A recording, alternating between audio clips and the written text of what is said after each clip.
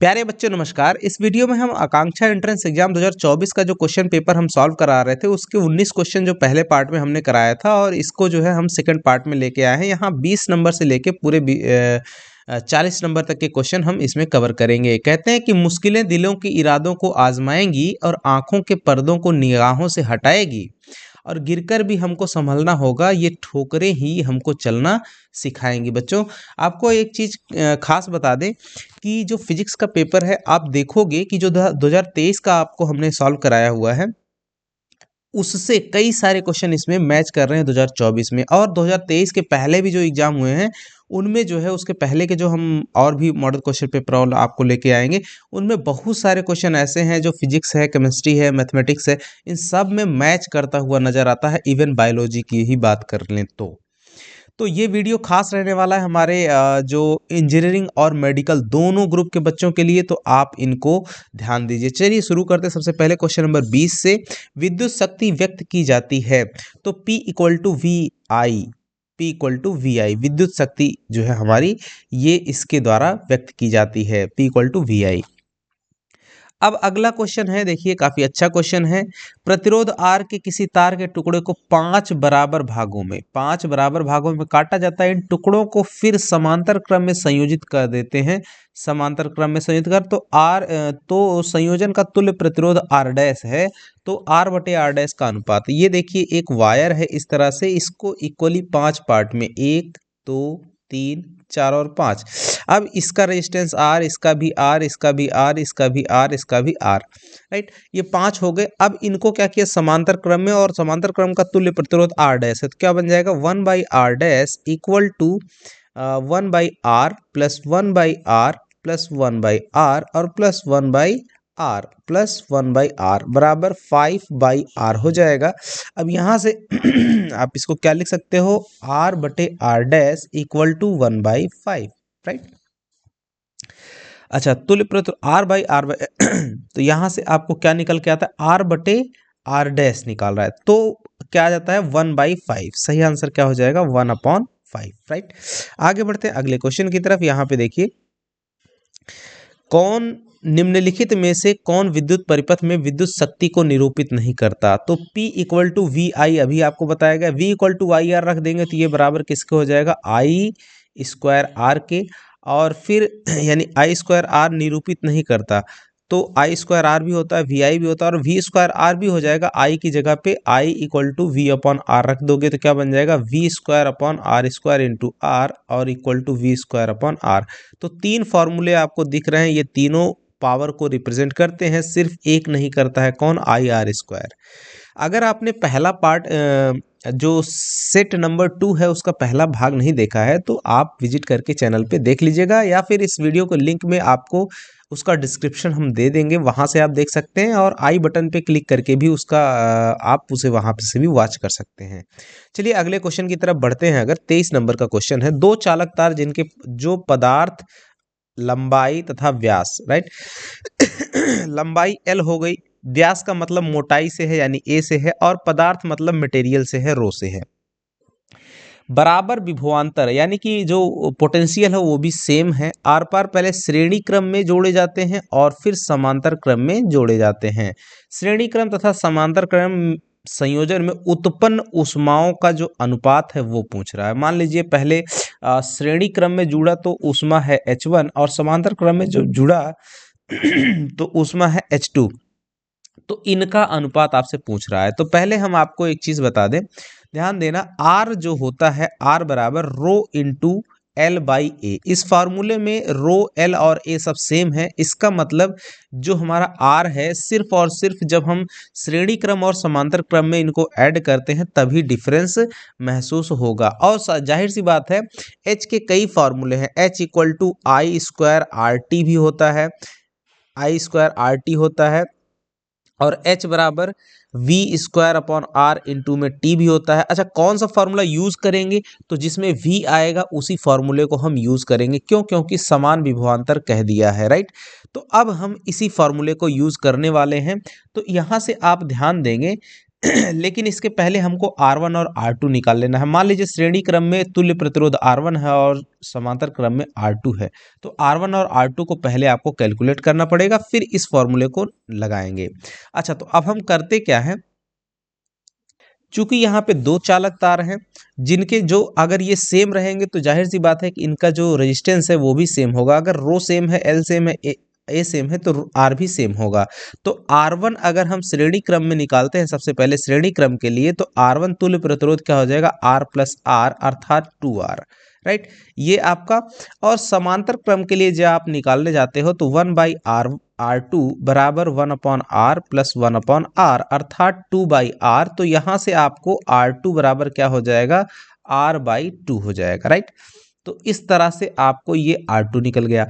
अब हम देखेंगे क्या, हम देखेंगे कि जो हमारा H1 और H2 है, H के लिए फॉर्मूला क्या लगाएंगे, यहाँ से H हम अगर देखें तो H चूंकि V समान है, यहाँ पे देखो V समान है, विभवांतर समान है, और T सेम टाइम के लिए कनेक्ट किया जाएगा, चाहे वो श्रेणी क्रम में हो चाहे समांतर क्रम में, इसलिए T भी समान रहेगा। यानी कि V और T दिए होने पर H जो है डायरेक्टली प्रोपोर्शनल क्या हो जाएगा, इन्वर्सली प्रोपोर्शनल टू R हो जाता है।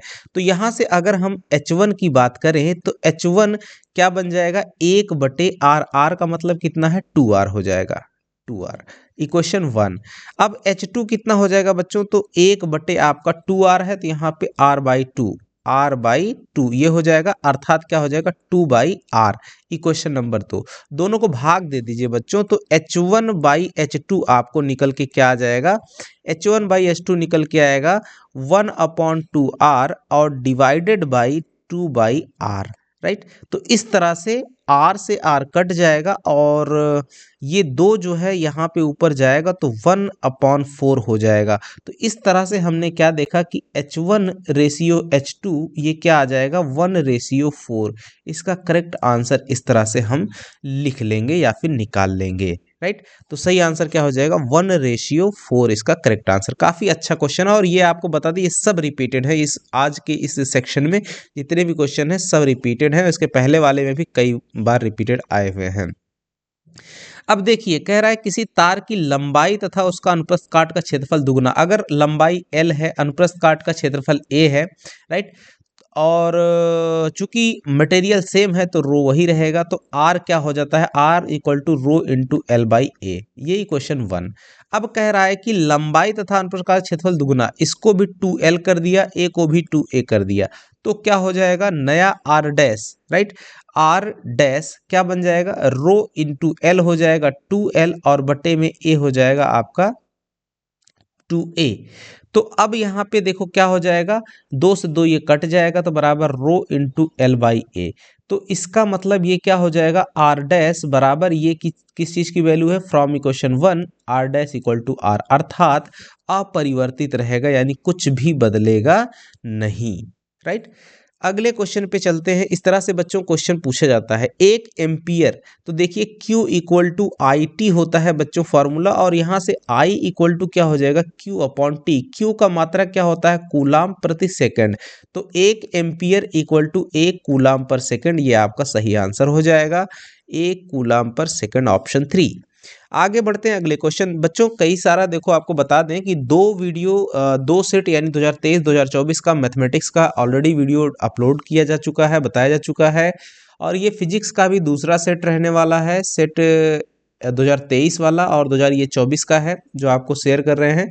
साथ ही साथ में आपको केमिस्ट्री का जो है 2024 का पूरा क्वेश्चन पेपर सॉल्व करा दिया गया है, और बायोलॉजी का एक पार्ट कराया गया है, अभी उसका और करवाना है, राइट। उसके साथ साथ ही आपको वेरी वेरी इंपॉर्टेंट क्वेश्चन की जो सीरीज़ है जो आपके जैक बोर्ड के लिए है, उसमें कई सारे सब्जेक्टिव क्वेश्चंस, ऑब्जेक्टिव क्वेश्चंस के क्वेश्चन पेपर पड़े हुए हैं, डाले गए हैं इसी सत्र के लिए।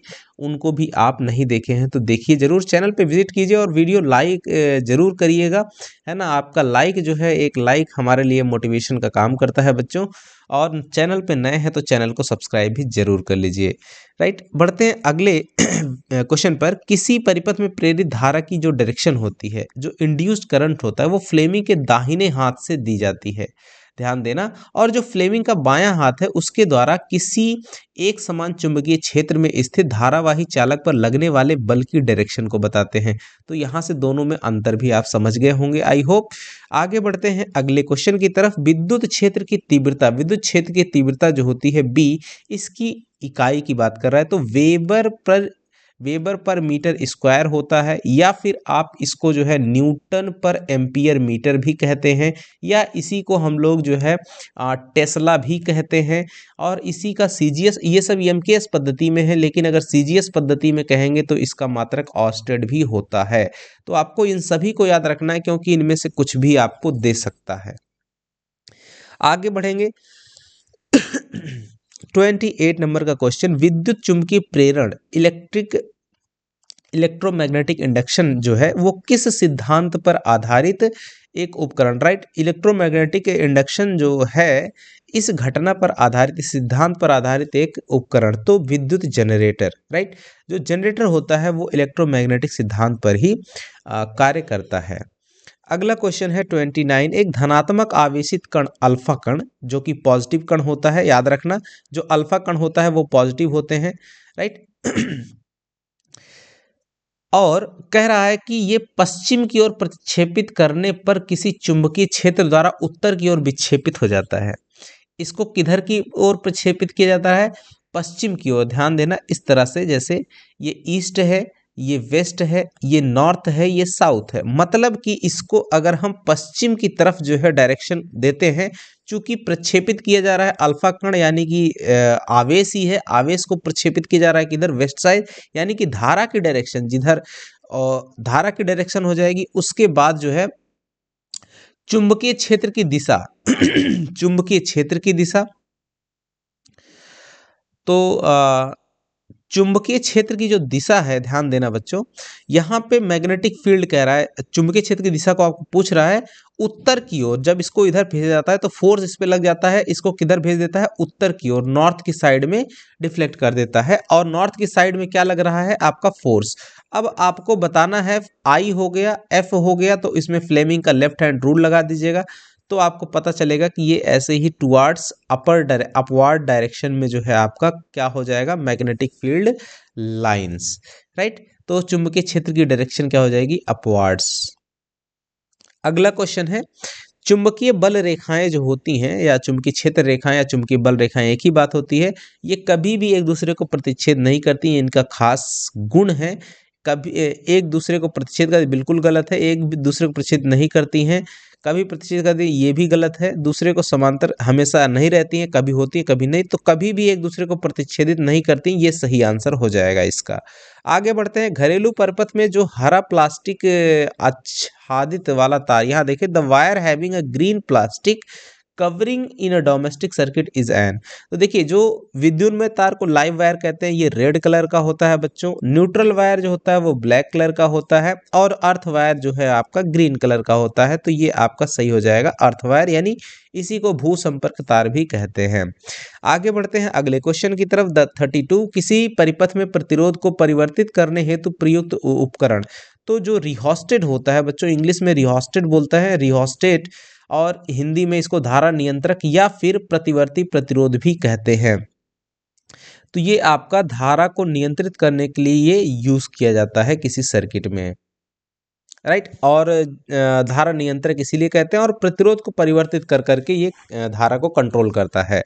अगला क्वेश्चन 33, किसी परिपथ में धारा मापने के लिए एमीटर को हमेशा किसमें, इन सीरीज में जोड़ा जाता है बच्चों, यानी श्रेणी क्रम में। और अगर यहीं पर वोल्ट मीटर होता तो उसको समांतर क्रम में जोड़ते हैं, याद रखना। अगला क्वेश्चन है 34, चुंबकीय क्षेत्र रेखाएं जो है चुंबक के किस ध्रुव से नियत। तो देखिए, इस तरह से अगर मैग्नेट होता है, ये नॉर्थ है, ये साउथ है, तो उत्तर से निकल करके दक्षिण की तरफ ये जाती हैं, तो नॉर्थ से दक्षिण की तरफ, साउथ की तरफ, राइट, नॉर्थ टू साउथ हो जाएगा इसका।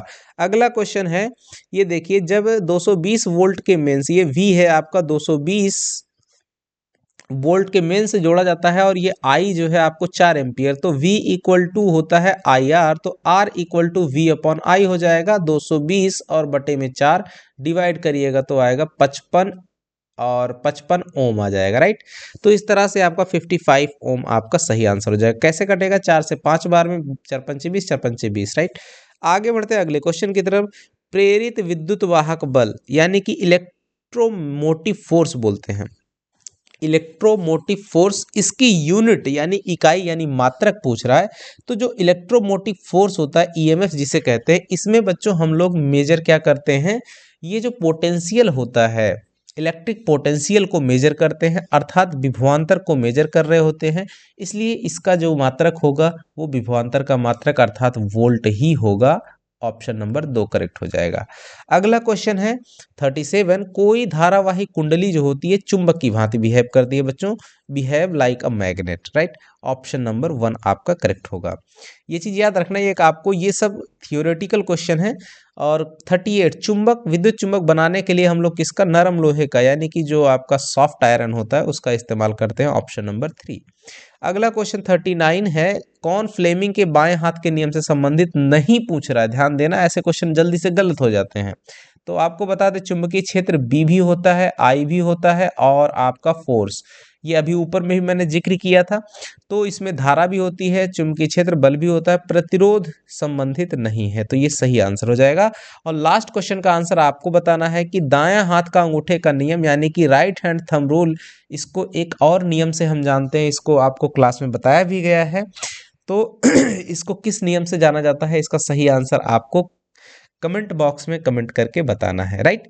आई होप कि आपको वीडियो पसंद आएगा और आपके लिए काफ़ी मददगार साबित भी होगा। तो इसी के साथ ही इसको एंड करते हैं, मिलेंगे नेक्स्ट वीडियो में, तब तक के लिए नमस्कार, जय हिंद बच्चों।